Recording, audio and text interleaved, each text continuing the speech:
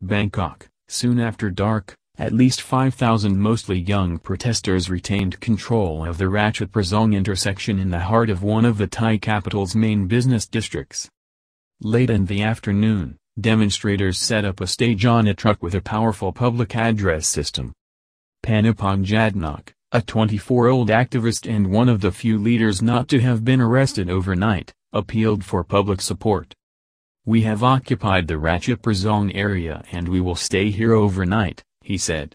"I ask all of you who are still fighting for democracy to come and join us tonight. Free our friends," the crowd chanted, demanding the release of 28 leaders arrested since dawn, mostly outside Government House after an overnight protest. "We have been suppressed for so long, we want an equal society," Chutikantan Sutanyaluk, 26, told Nikkei Asia. "Success might not come today, but it is a starting point. Thai politics right now is not the real thing," said a 17-year-old nicknamed Mind. Security officials blocked off a walkway beneath the SkyTrain more than 40 minutes ahead of the scheduled start of the protest at 4 p.m. while surrounding pedestrian overpasses remained open. Mostly young people in t-shirts bearing small backpacks arrived from all directions, and were able to pass unhindered though top-end shopping malls, except the massive Central World, part of which was torched in a major riot in 2010. Most shop staff were sent home at 6 p.m. In smaller lanes off Rajadamri Road, well-equipped riot police were being kept in reserve and out of sight. Rajadamri was one of the areas witness to serious political unrest in 2010 that left over 90 dead and scores injured. Thai authorities declared a serious emergency situation in Bangkok early today, and cleared thousands of demonstrators who had surrounded Government House in a major clampdown following months of youth-led protests. The emergency decree, which bans gatherings of more than 4 people, took effect at 4 a.m. and comes just as the country is attempting to rev up its coronavirus-hit economy. Some analysts worry that further turmoil could undermine that recovery. "It is very important to have urgent measures to fix this and halt this conduct effectively so the law is respected and the public is in order," said the government's announcement, published under the name of Prime Minister Prayuth Chan-o-cha. The protest movement has 3 main demands: the resignation of Prayuth and his cabinet, constitutional changes drafted by representatives of the people, and reform of the monarchy led by King Maha Vajiralongkorn under the constitution, but not its abolition. Key protest leaders, including human rights lawyer Arnan Nyapa and student activist Parrot Penguin Chawarak, were arrested at around 4:30 a.m. on allegations of sedition. After the arrests, some of the protesters who had gathered around Government House began to disperse on their own. Before his detention, Arnan had called for the crowd to move the rally to Ratchet Prasong intersection, which is the commercial heart of Bangkok, by 4 p.m. on Thursday. Panuzayasai Thajirawatnakul, another protest leader who has also been detained, posted a video clip before being taken into custody, encouraging people to continue with the demonstration as planned. This new rally, if it occurs, would likely draw pushback from law enforcement.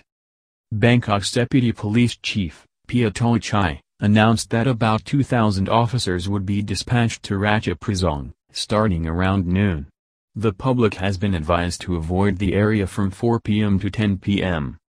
Turdsktall Etherat, Senior Executive Vice President of Asia Plus Securities, stressed to Nikkei Asia that the already weak and fragile economy needs more stimulus from the government to recover from the impact of COVID-19. He warned that any protests or political instability that disrupt such efforts would create big problems for Thailand in the long run. "These concerns continue to weigh on the Thai economy," he said. As of noon on Thursday, Bangkok appeared to be going about its business. Despite the police request for citizens to stay away from Ratchet Prasong, no major malls in the area had announced plans to close early. Still, the warning could reduce the flow of shoppers later in the day. The protesters had originally gathered on Wednesday at Democracy Monument, near the administrative heart of Bangkok. The crowd then started marching toward Government House, reaching it in the early evening. A royal motorcade carrying Queen Suthida at one point encountered marching demonstrators, who flashed three-finger salutes, a symbol of the movement drawn from the Hunger Games franchise of books and films. She smiled and waved back.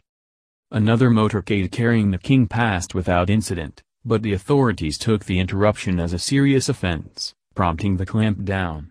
There was conduct that affected the royal motorcade, and there was reason to believe there was violent conduct that affected state security, safety and life or assets of the people and state, a preliminary translation of the government's statement read.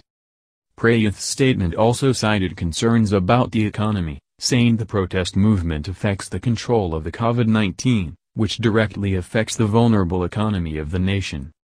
But Upachat Sathit an associate professor at Thanmasat University, said the scene with the royal motorcade was really the sole factor in the government's decision. Upachat added that he thinks the students and other demonstrators will not back down. They will try many methods to challenge the declaration, in order to show the international community that this government is not capable of governing the country anymore, he said. Thailand has been under a state of emergency since March to control COVID-19, and has largely succeeded at doing so. The country has recorded a modest 3,652 cases, with 59 deaths, though the near stoppage of global travel has hammered the tourism-reliant economy. Gross domestic product slumped 12.2% on the year in the second quarter. Although the coronavirus restrictions already barred large gatherings, the authorities until now opted not to impose strict controls on the youth-led demonstrations that had gained steam since July. Thursday's emergency declaration also bars the publication of news, other media and electronic information that contains messages that could create fear or intentionally distort information, creating misunderstanding that will affect national security or peace and order.